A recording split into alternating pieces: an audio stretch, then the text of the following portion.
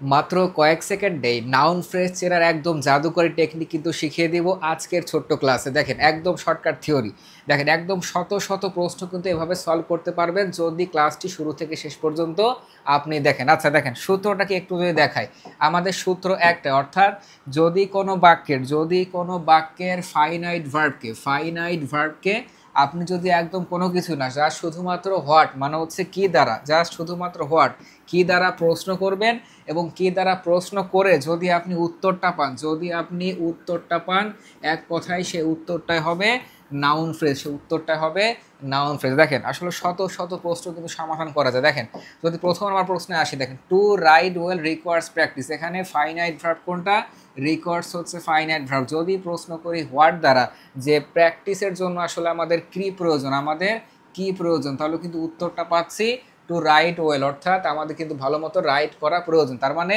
যেহেতু আমি উত্তরটা পাচ্ছি, এক কথা উত্তরটা কি হবে, নাউন ফ্রেজ হবে। দেখেন I like singing in the bath, আমি আসলে গোসলের সময় গান করতে পছন্দ করি। এখানে লাইক হচ্ছে ফাইনাইট ভার্ব, লাইককে যদি প্রশ্ন করি হোয়াট দ্বারা, আমি কি পছন্দ করি, আমি আসলে হোয়াট দ্বারা প্রশ্ন করলেই আমি কিন্তু উত্তর পাচ্ছি আমি আসলে গোসলের সময় গান করা পছন্দ করি। তাহলে উত্তরটা অবশ্যই কী হবে, উত্তরটা অবশ্যই হবে নাউন ফ্রেজ। আচ্ছা এইবার আসেন, qualifying in the admission test is not easy, তাহলে আমাদের ইজটা কি, ইজ হচ্ছে ফাইনাইট ভার্ব, ফাইনাইট ভার্বকে প্রশ্ন করব কি দ্বারা, হোয়াট দ্বারা। আসলে কি কি কঠিন, কি আসলে সহজ নয়, হোয়াট দ্বারা প্রশ্ন করছি, আমাদের উত্তরটা পাচ্ছি ঠিক আন্ডারলাইনকৃত আমাদের অংশেই পাচ্ছি যে qualifying in the admission test, অর্থাৎ অ্যাডমিশন টেস্ট কোয়ালিফাই করাটা কি নয়, সহজ নয়। তার মানে অবশ্যই আমার এটা নাউন ফ্রেজ হবে। আচ্ছা Bipul is a man of letters, তাহলে বিপুল হচ্ছে একজন জ্ঞানী গুণী মানুষ, তাহলে ইজটা কি, ইজ হচ্ছে ফাইনাইট ভার্ব, প্রশ্ন করব কি দ্বারা,